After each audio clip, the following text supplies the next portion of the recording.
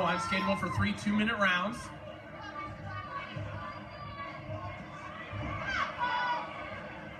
How quickly will technique go out the window for the big men here? They've actually stuck to their technique and their strategy longer than I thought either of them would.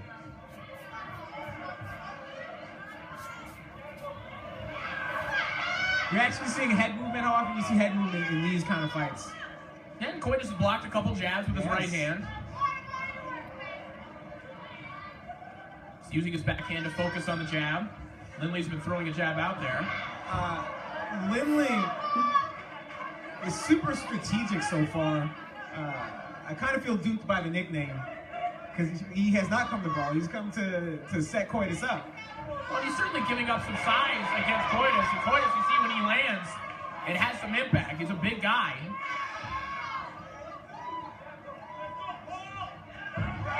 Walks into a jab and comes right back with the left hand.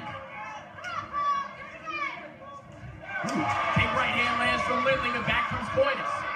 As that lit the fire in John Record Koidis. See some reddening on the face of Paul LINLEY already.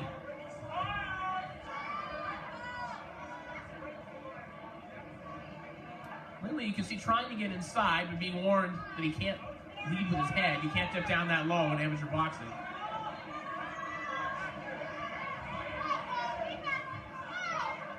You know, and admonitions against doing that are part of the reason why amateur boxing favors, you know, that really stiff, upright style of boxing. Who doesn't change levels. Huge right hand from LINLEY. Rocks Koidis back. What's your point, Gordon?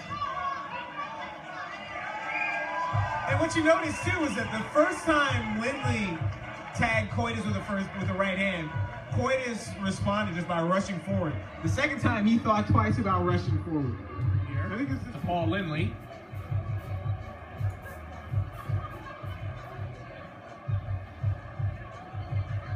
It's been a clean sweep so far for the red team and Mark Simmons.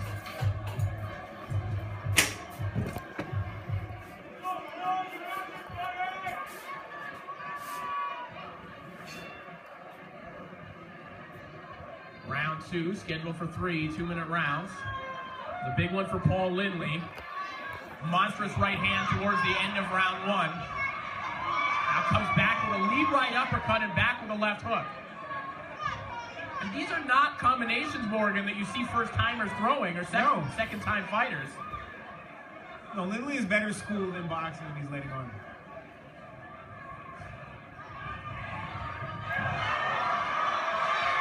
Now Koidis trying to come back, trying to use his size and get on the inside, excuse me.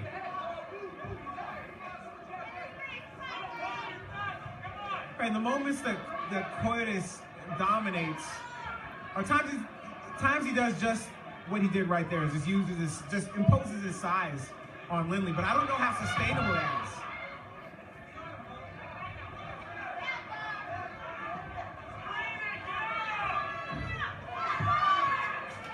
Good right hand grazes the top of the head for Koidis. LINLEY comes back with a body shot. The question too is, can Koidis maintain the kind of pace that would allow him to take control of this fight? Because if he wants to use his size, he needs perpetual motion forward. He needs to be leaning on LINLEY all the time. Yeah, he needs to be walking forward. And I think he's already at the point in the fight where that's costing him more energy than he wants to spend. Koidis kind of fighting in spurts right now. And LINLEY doing a good job of just filling those gaps. When there's time, land a jab like that, get back on the outside.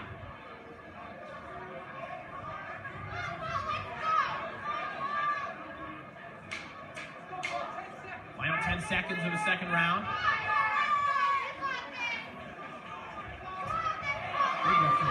That left hook fell short, but another good round for Paul LINLEY. I don't know what the referee is warning LINLEY for every 30 seconds. It's starting to feel like Evander Holyfield versus Mike Tyson when Eddie Cotton was just in... Sorry, Lennox Lewis versus Mike Tyson. When Eddie Cotton was just in Lennox Lewis's face twice around, every round, for everything. I think LINLEY's getting a bit of a raw deal from the ref here. point was for punching with an open glove. And that was just a matter of just not turning the right hand over. Right. Which can happen to anybody.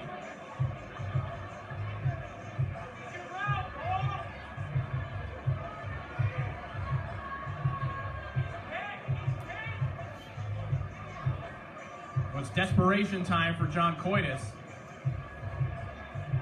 And if anyone on this event, Morgan, is capable of scoring a miracle knockout, it would certainly be the biggest fighter on the card in John Koidis. You would think so. Although we don't know how much of his punching power he can access after 2 rounds with fatigue setting in. Hard right hand to the body, and another one from LINLEY, just winding up with those shots. LINLEY's got to be careful with that right uppercut. Ask Buster Douglas what happens when you throw a lead right uppercut from distance. Nigel Benn says there's nothing wrong with a lead right uppercut from distance. Nassim Hamed concurs.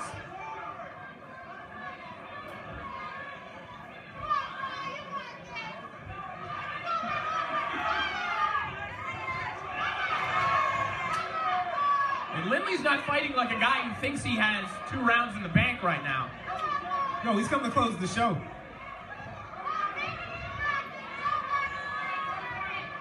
This is a guy saying, I don't know how many more times I'm going to step in the ring. But it's not going to be often that I'm going to have an audience like this in front of me.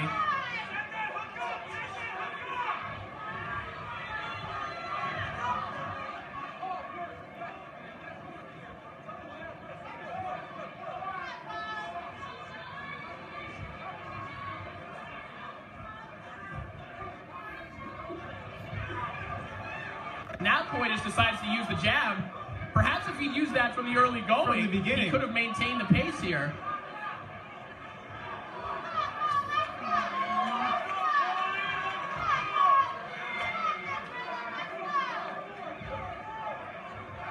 Couple good shots there from John Koidis.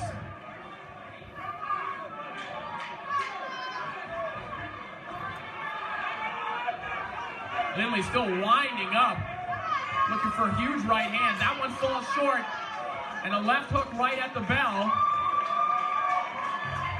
And that will do it for the heavyweights. And that 3rd round, you know, you kind of got what you pay to see out of heavyweights. 2 big guys just letting it all hang out. Absolutely. And of those 3 rounds, the 3rd one I could possibly have given to Koidis. Yes. But to me, it's a pretty clear decision for LINLEY.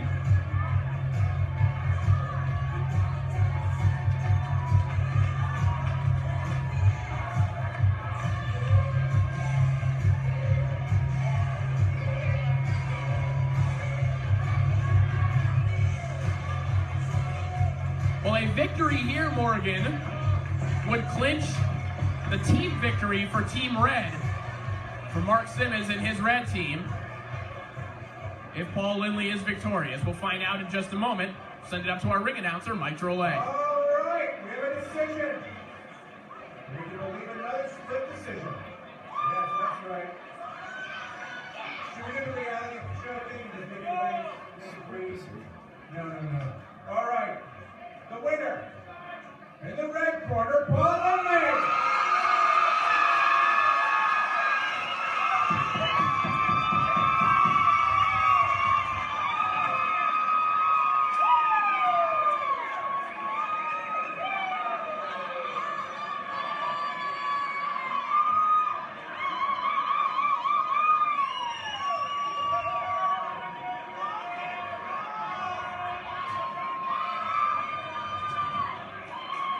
This is about what we expected, Corey.